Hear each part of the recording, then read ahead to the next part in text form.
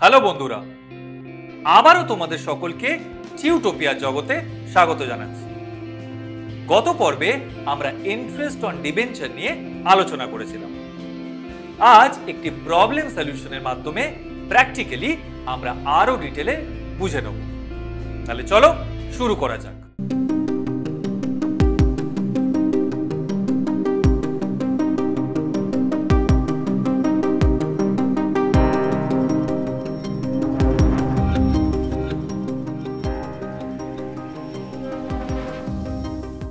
প্রথমে আমরা একটি প্রশ্ন দেখে নেব।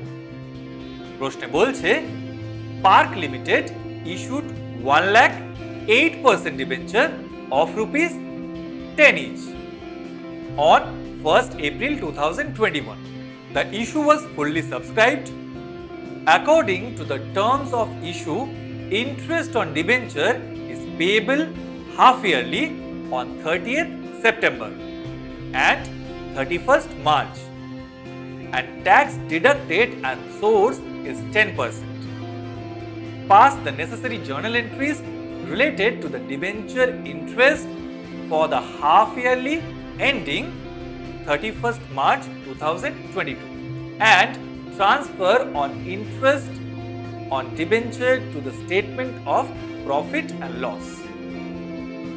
প্রশ্ন অনুযায়ী পার্ক লিমিটেড 1st এপ্রিল 2021 তারিখে 1,08% ডিবেঞ্চার ইস্যু করেছে, যার প্রত্যেকটির মূল্য হলো 10 টাকা। ইস্যু হওয়ার ডিবেঞ্চার পুরোটাই সাবস্ক্রাইব হয়ে গেছে। প্রতিষ্ঠানের শর্ত অনুযায়ী interest on debenture half yearly প্রদান করতে হবে, অর্থাৎ 30শে সেপ্টেম্বর এবং 31শে মার্চ এই 2 দিনে ইন্টারেস্ট প্রদান করতে হবে এবং ট্যাক্সের পরিমাণ হচ্ছে 10%। আমাদের এই ডিবেঞ্চার ইন্টারেস্টের জার্নাল এন্ট্রি করতে হবে এবং প্রফিট এন্ড লসে ট্রান্সফার করতে হবে। এবার আমরা স্টেপ বাই স্টেপ সলিউশনের দিকে এগোবো। প্রথমে আমরা ওয়ার্কিং এ হাফ ইয়ারলি ডিবেঞ্চারের ইন্টারেস্ট নির্ণয় করে নেব। প্রথমে আমরা লিখে নেব value of debenture equal to 1 lakh into 10 equal to 10 lakh. এবার আমরা ইন্টারেস্ট ক্যালকুলেট করব।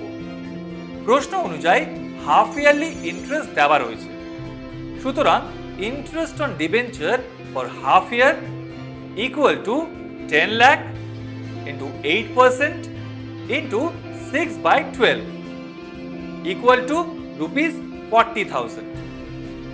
এবার আমরা জার্নাল এন্ট্রি করে নেব। প্রথমে একটি জার্নালে ছক কেটে নেব। তার উপরে লিখব in the books of park limited. ডেটের ঘরে হবে 30 সেপ্টেম্বর 2021। পার্টিকুলারসে হবে ডিবেঞ্চার ইন্টারেস্ট অ্যাকাউন্ট ডেবিট, আর অ্যামাউন্টের ঘরে লিখব 40,000।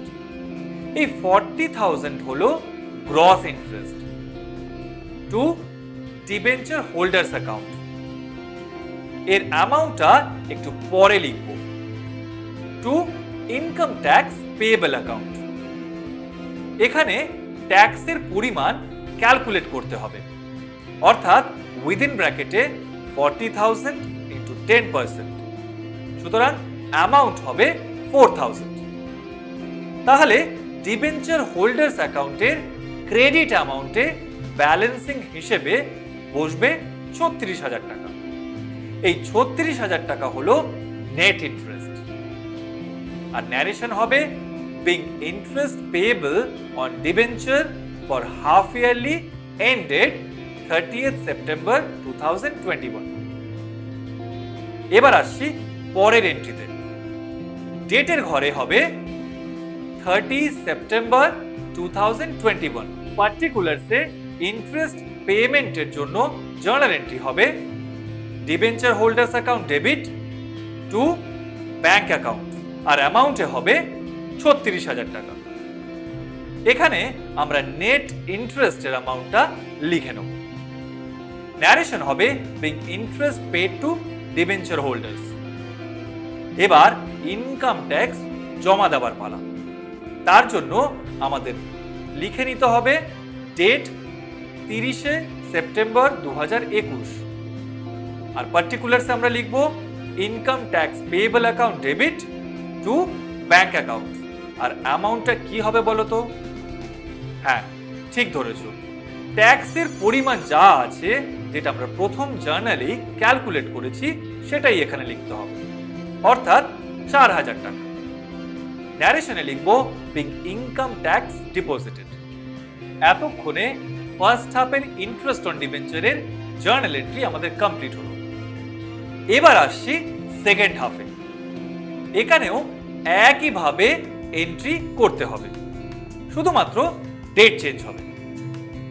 তাই এখানে আমরা ডেটের ঘরে লিখে নেব 31 মার্চ 2022, আর জার্নাল হবে ডিবেঞ্চার ইন্টারেস্ট অ্যাকাউন্ট ডেবিট। অ্যামাউন্টের ঘরে লিখব 40,000 টু ডিবেঞ্চার হোল্ডার্স অ্যাকাউন্ট।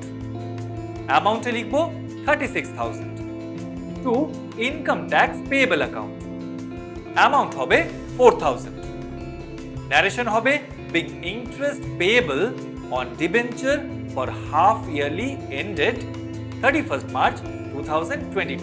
এরপরে ডেটের ঘরে বসবে 31st March 2022।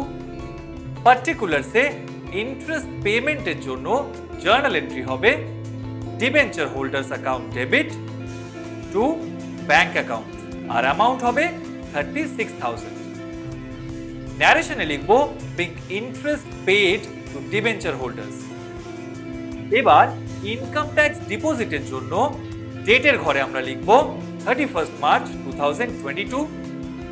পার্টিকুলারসে হবে income tax payable account debit to bank account, আর অ্যামাউন্ট হবে 4,000। ন্যারেশনে লিখব বিং ইনকাম ট্যাক্স ডিপোজিটেড। এবার সবশেষে আমাদের এই ডিবেঞ্চার ইন্টারেস্টকে প্রফিট অ্যান্ড লস অ্যাকাউন্টে ট্রান্সফার করতে হবে। তাই ডেটের ঘরে আমরা লিখব 31st মার্চ 2022। জার্নাল এন্ট্রি হবে profit and loss account debit to debenture interest account. এখানে কত অ্যামাউন্ট হবে বলো তো? হ্যাঁ, ঠিক ধরেছো, এখানে ফার্স্ট হাফ এবং সেকেন্ড হাফ মিলিয়ে টোটাল যতটা ইন্টারেস্ট রয়েছে সেটা লিখতে হবে। বন্ধুরা, তোমরা খেয়াল করে দেখো, 30শে সেপ্টেম্বর 2021 তারিখে ডিবেঞ্চার ইন্টারেস্ট হিসেবে 40,000 এবং 31শে মার্চ 2022 তারিখে ডিবেঞ্চার ইন্টারেস্ট হিসেবে 40,000 দেওয়া হয়েছে। তাহলে টোটাল 80,000 টাকা ইন্টারেস্ট দেওয়া হয়েছে।